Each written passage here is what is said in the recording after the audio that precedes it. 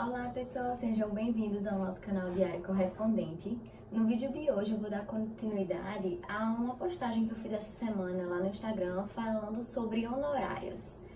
Quando a gente começa a atuar como correspondente, quando começa a trabalhar como advogado ou qualquer outra profissão autônoma, né, nós ficamos com muita dúvida sobre qual valor nós devemos cobrar para fazer os nossos serviços, né?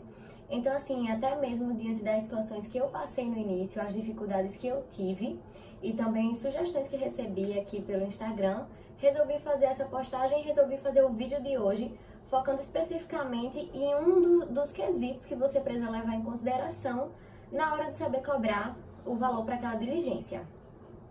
Então, eu anotei aqui o seguinte: algo que você deve saber quando você vai passar valores, né, das suas diligências, dos seus afazeres, do seu trabalho, é quem é o cliente que está entrando em contato com você. O que acontece muito na prática? Alguns escritórios que atendem clientes que trabalham com contencioso de massa, ou seja, aqueles clientes de empresa de telefonia, banco, empresa que tem atuação, né, aí no Brasil todinho, alguns escritórios recebem as demandas desse cliente, dessas empresas, e repassam para o correspondente.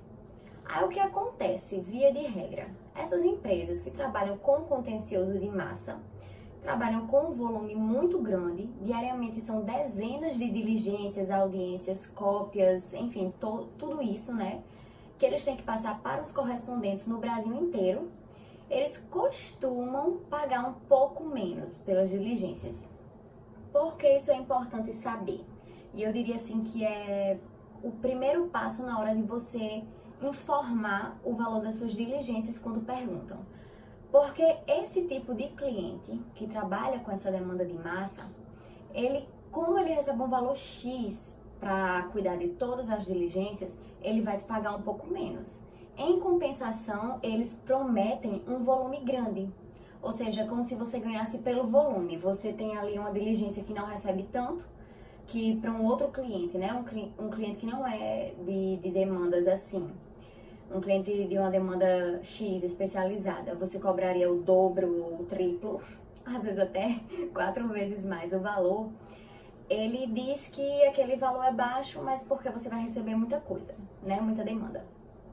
O meu conselho, particularmente desde que eu comecei aí em 2016, mais ou menos, a atuar como correspondente, chegaram algumas propostas para mim para fazer uma parceria, né, com alguns escritórios, sob a afirmação de que eles trabalhavam com massa, que pagavam um pouco mais do que precisasse, era uma parceria para aquela comarca e tal.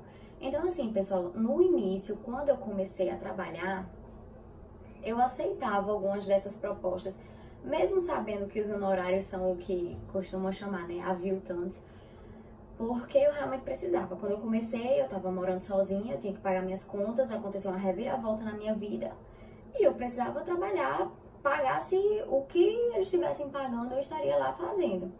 Mas o que aconteceu? Alguns desses escritórios que prometiam parceria só faziam uma diligência comigo, que era essa diligência, né, dessa falsa promessa de parceria. Quando pagavam, era o seguinte: eu tenho que esperar o mês virar para enviar uma planilha, para depois no mês subsequente receber o valor dessa diligência. Assim, gente, tudo bem, não vejo problema nenhum em planilha para você demorar um pouquinho a receber, porque isso vai do volume do escritório, né? Não tem como ficar chateada com esse tipo de coisa. Pagando tá ótimo. O problema que acontecia comigo diante de várias oportunidades é que alguns demoravam muito a pagar e às vezes não pagavam na data. Eu tinha que ficar mandando 1000 e-mails, cobrando. Então, assim, eu tenho uma experiência ruim com esse contencioso de massa, com essa falsa promessa de parceria que já recebi. Eu já cansei de receber esse tipo de promessa de parceria. No começo eu aceitava muito, né, precisando do dinheiro, mas enfim, às vezes me dava mal. E nunca nenhum desses clientes fechavam comigo, assim, era uma parceria de verdade, todo dia chegava demanda, não. Mas assim, existem colegas, eu conheço pessoas que ganham muito dinheiro, assim, entendeu?